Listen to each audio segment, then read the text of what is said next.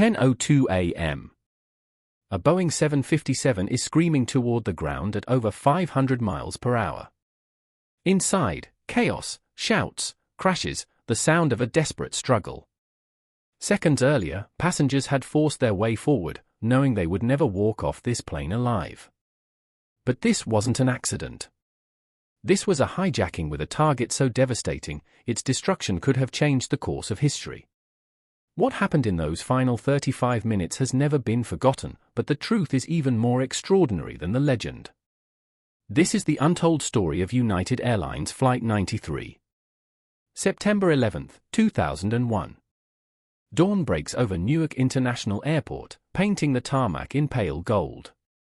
The air is crisp, carrying the mingled scent of jet fuel and fresh coffee. At Gate A17, United Airlines Flight 93 waits, a Boeing 757-222, its white fuselage gleaming under the morning sun. Inside its tanks, over 11,000 gallons of fuel, enough to carry it to San Francisco, or to turn it into a weapon. The terminal hums with the subdued rhythm of early travelers, businessmen adjusting ties, parents corralling sleepy children, the steady percussion of rolling luggage wheels. Among the boarding passengers, men move with quiet purpose. Their eyes don't wander to departure boards or new screens.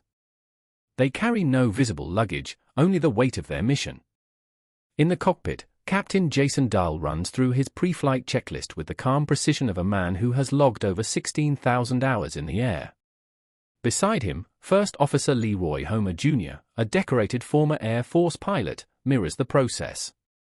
In the cabin, lead flight attendant Lorraine Bay oversees boarding, her decades of experience evident in every efficient movement. The passenger list is light, just 37 travelers on an aircraft built for 182. Among them, Todd Beamer, a business executive, Jeremy Glick, a former judo champion, Mark Bingham, a rugby player, and Tom Burnett, a senior executive from California. Ordinary people, each with their own destination, unaware that history is about to claim them. At 8:01 a.m., Flight 93 should be airborne. Instead, it sits idle, trapped in Newark's notorious morning congestion. The delay stretches, 10 minutes, 20, 42. Passengers sigh, check watches, make quick phone calls. In the cockpit, Dahl and Homer wait for clearance. In the cabin, the 4 men in first class remain still, their plan quietly unraveling as the clock ticks. At 8:42 a.m., clearance comes. The Rolls-Royce engines roar, the aircraft accelerates down runway for R, and Flight 93 lifts into a flawless September sky. But while it climbs, American Airlines Flight 11 is already under the control of hijackers, descending toward Manhattan. At 8:46 a.m., as Flight 93 levels off, the first tower is struck. Controllers in New York scramble, confusion spreading through the air traffic network. In the cabin of Flight 93, there is no sign yet of the chaos unfolding below. The passengers sip coffee, open laptops, and settle in for the long westbound journey. The delay that frustrated them will soon become their only advantage. Far to the south, another aircraft turns toward the Pentagon. And in less than an hour, the calm inside Flight 93 will shatter. At 9:37 a.m., the Pentagon is hit. The nation is under attack. In the skies over Pennsylvania, Flight 93 cruises at 35,000 feet, its passengers still unaware of the scale of the unfolding disaster. Then, at 9:28 a.m., the cockpit is breached. The assault is sudden and violent. The aircraft pitches sharply, coffee cups and papers flying through the cabin. Passengers grip armrests as the Boeing 757 drops thousands of feet before stabilizing. The hijackers have taken control. From the front, a heavily accented voice crackles over the PA, instructing passengers to remain seated. The words are unclear, but one term cuts through: bomb. Fear ripples through the cabin. Some believe they are being diverted to another airport. Others sense something far worse. In the rear, passengers reach for seatback earphones. Calls begin, short, urgent, emotional. Through these conversations, fragments of the truth emerge: 2 planes have struck the World Trade Center. Another has hit the Pentagon. This is no ordinary hijacking. Their aircraft is part of a coordinated attack. The realization spreads quickly. They are not hostages to be bargained for. They are aboard a missile aimed at Washington, D.C. In the back, a small group forms.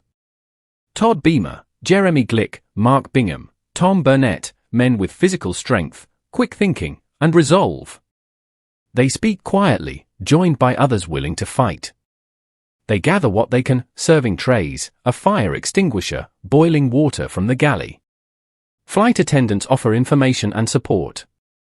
The plan is simple: rush the cockpit, overpower the hijackers, and regain control. They know the odds. They know the likely cost. But they also know the alternative: doing nothing will kill not only them, but hundreds or thousands more on the ground. At the front of the cabin, the hijackers adjust their course toward the nation's capital. In the back, the passengers prepare to charge. The signal is given. Passengers surge forward. The hijackers throw the aircraft into violent rolls and steep dives, trying to knock them off their feet. The struggle is fierce: shouts, impacts, the crash of objects in the aisle. The cockpit door shudders under repeated blows. Realizing they are seconds from being overpowered, the hijackers push the nose down. The 757 dives toward rural Pennsylvania at over 500 miles per hour. Still, the passengers fight, forcing their way forward even as the ground races up to meet them. At 10:03 a.m., Flight 93 slams into a field near Shanksville. The impact obliterates the aircraft, scattering debris across miles. There are no survivors. But the intended target, believed to be the White House or U.S. Capitol, remains untouched. The sound of the crash echoes across the countryside. Seismic stations register the impact as a minor earthquake.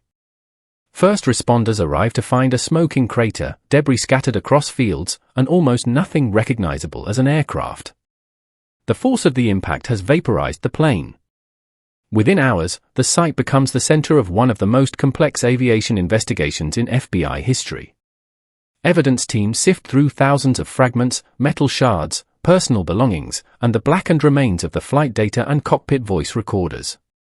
Analysis of the flight path confirms what intelligence already suspected: Flight 93 was headed for the heart of Washington, D.C. The White House or the U.S. Capitol were the most likely targets.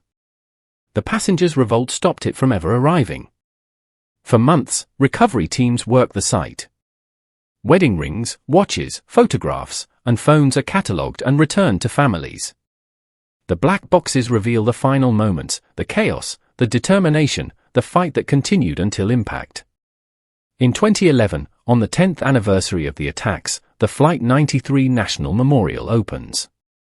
A white marble wall bears the names of the 40 passengers and crew, aligned with the aircraft's final flight path.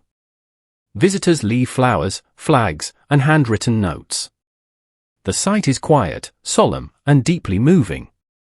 Todd Beamer's final words, "Let's roll," become a national rallying cry, a symbol of courage and resolve. The story of Flight 93 changes aviation security forever. The old assumption that passengers should comply in a hijacking is gone. Resistance becomes the new doctrine. Families of those aboard become advocates for remembrance and resilience, speaking in schools, at memorials, and in the halls of government. They remind the world that on that morning, 40 ordinary people became extraordinary, not because they sought heroism, but because they refused to let evil succeed. The legacy of Flight 93 is not only in what happened, but in what did not. The U.S. Capitol still stands. The White House was never struck. And a field in Pennsylvania became hallowed ground, a place where freedom was defended, not by soldiers in uniform, but by citizens who chose to fight back. Let's Roll was not just a call to action, it was a promise kept, in the skies over Pennsylvania, by 40 ordinary people who became extraordinary.